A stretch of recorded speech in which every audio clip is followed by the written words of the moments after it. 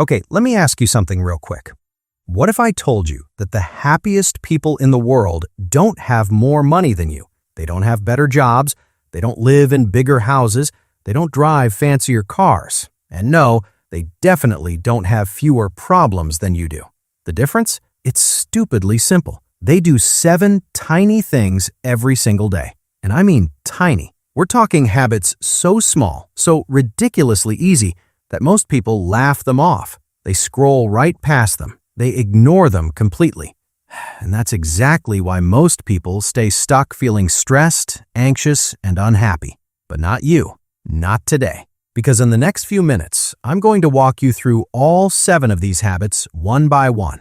And here's the thing. Pay very close attention to habit number 7, the last one. Because that one changes everything. It's the habit that ties all the others together. And if you miss it, honestly, you're going to keep wondering why nothing seems to work, why you still feel off even when everything looks fine on the outside.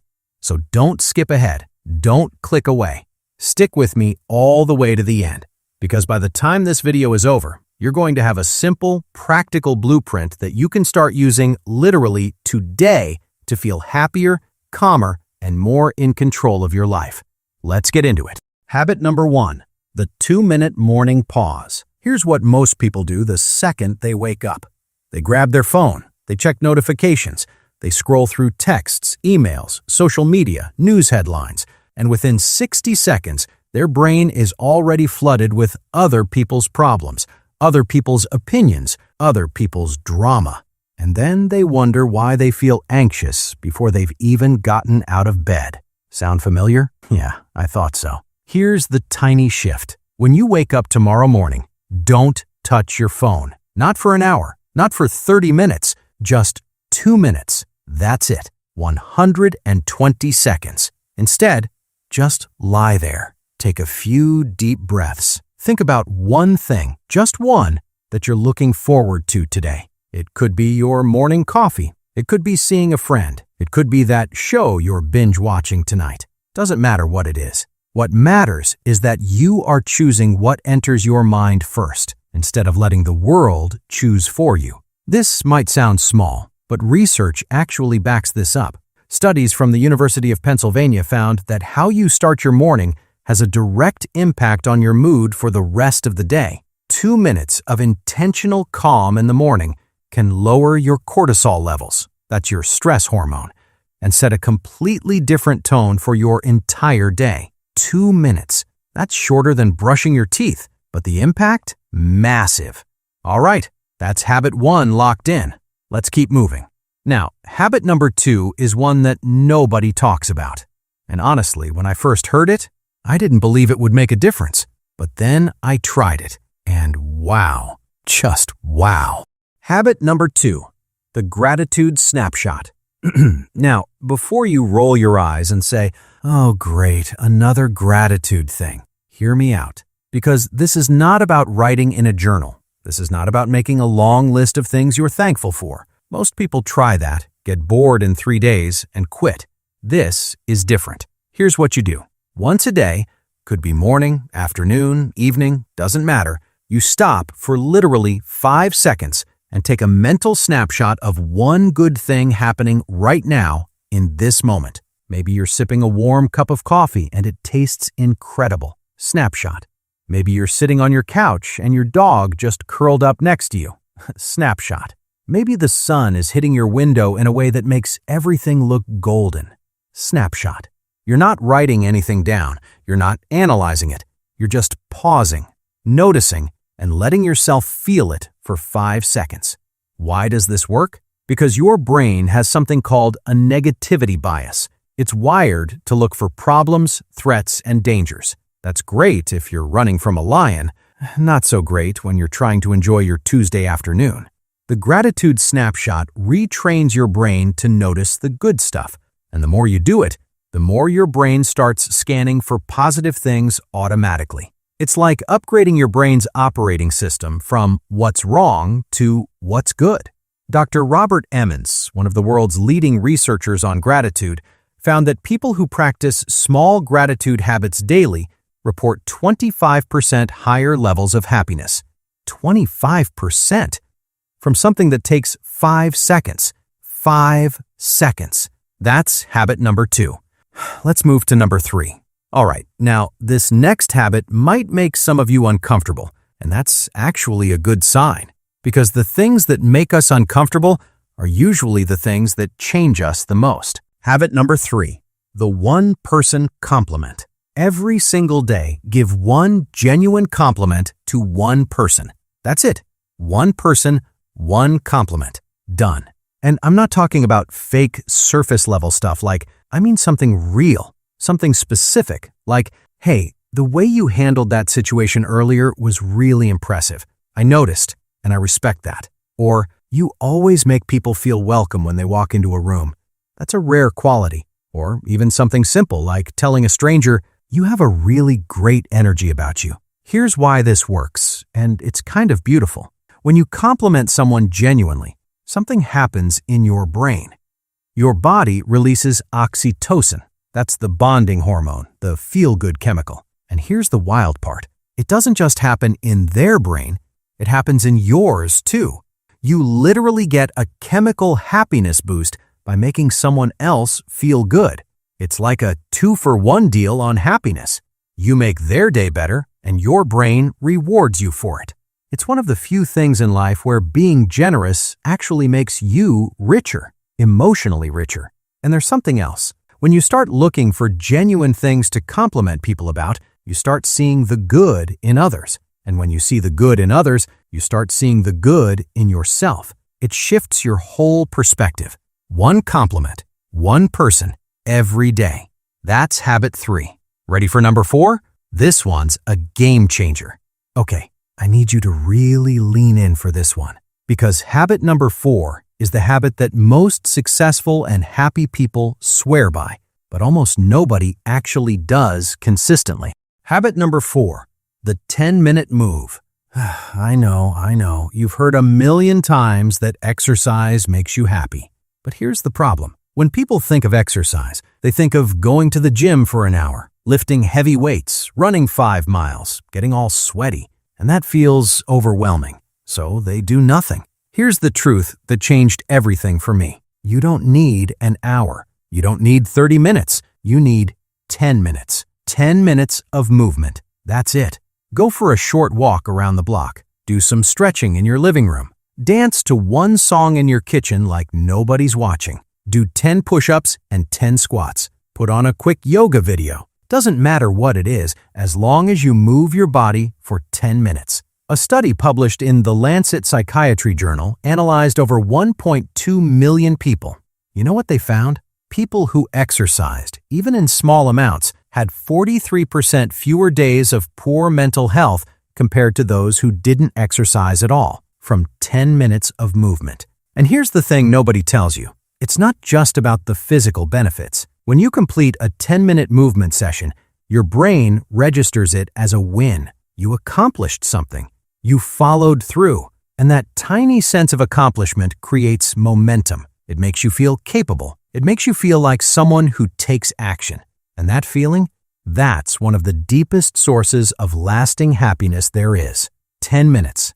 Move your body every single day. That's habit 4. All right, let's keep this momentum going. Now, this next habit is going to sound counterintuitive. It might even go against everything you've been told about productivity and success, but trust me on this one.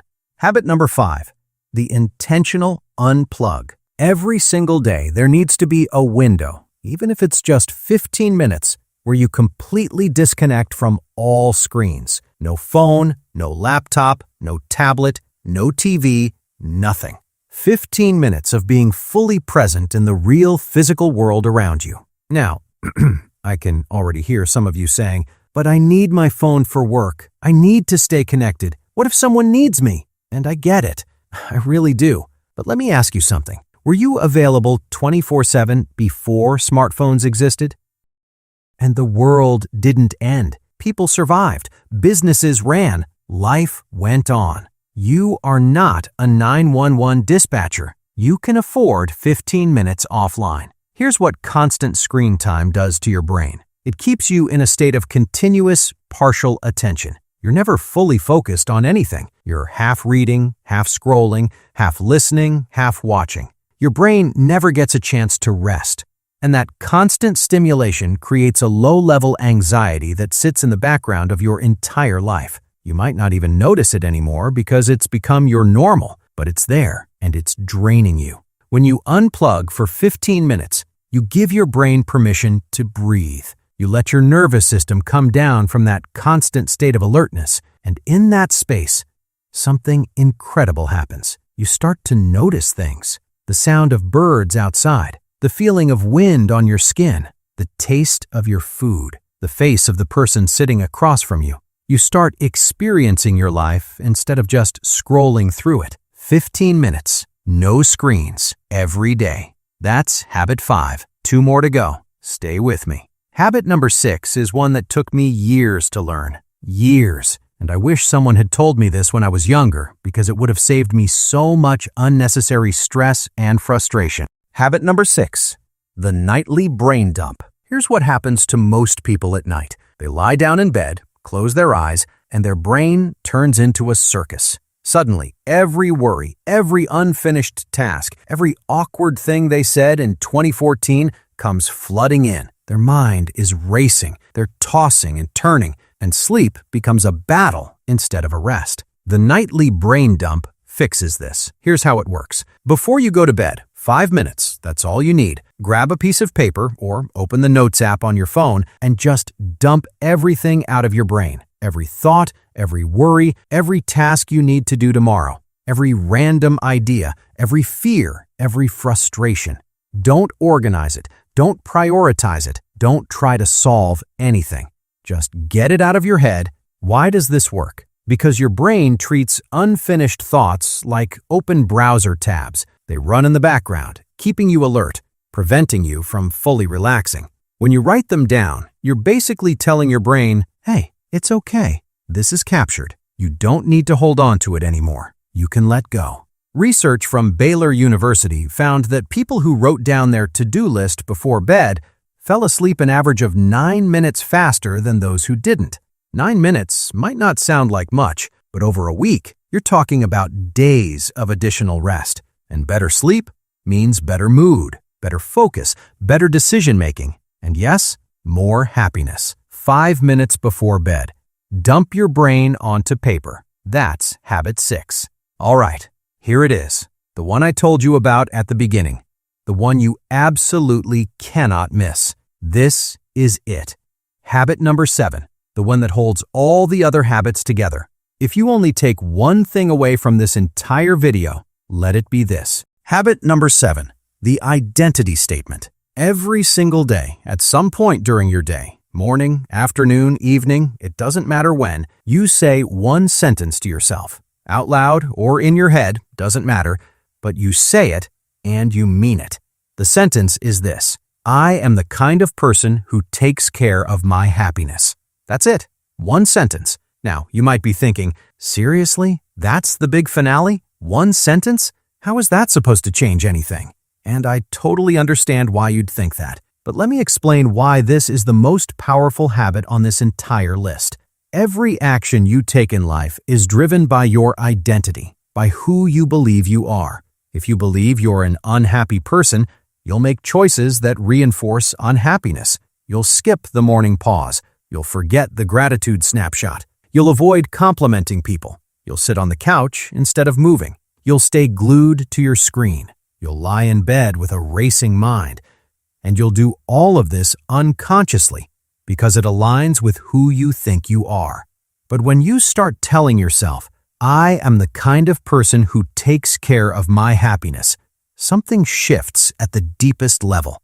You start to see yourself differently. And when you see yourself differently, you start to act differently. The morning pause feels natural because that's what someone who takes care of their happiness would do. The gratitude snapshot becomes automatic. The compliment feels easy. The movement feels necessary. The unplug feels like a gift. The brain dump feels like relief. Everything clicks into place because you've changed the one thing that controls everything else, your identity. James Clear, the author of Atomic Habits, one of the best-selling books on human behavior ever written, talks about this exact concept. He says the most effective way to change your habits is not to focus on goals or outcomes. It's to focus on who you wish to become.